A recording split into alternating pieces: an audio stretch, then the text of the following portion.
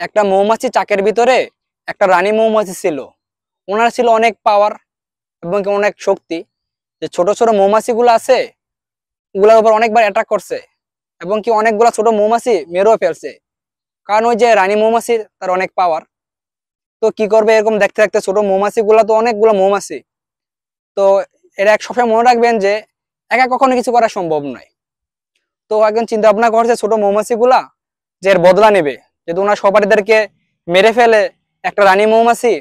তো এরকম গারতেরা মৌমাছি গুলি প্রত্যেকটা চাকের ভিতরে থাকে। তো ওই রানী মৌমাছি গুলাকে শাস্তা করতে হলে মানে সবাইকে একসাথে হইয়া শাস্তা করতে হবে। তো ঠিক এরকমই আর কি, একদিন ওই ছোট ছোট মৌমাছি গুলা সব একসাথে হইলো। হওয়ার পরে ওদের সহপাঠীদেরকে যে বদলা ওরা নিবে আর কি, সব একত্রিত হয়ে ওই রানী মৌমাছিটার উপর অ্যাটাক করছে। এমন অ্যাটাক করছে ওই রানী মৌমাছিটাকে পুরো একবার চিরতরে শেষ করে দিচ্ছে।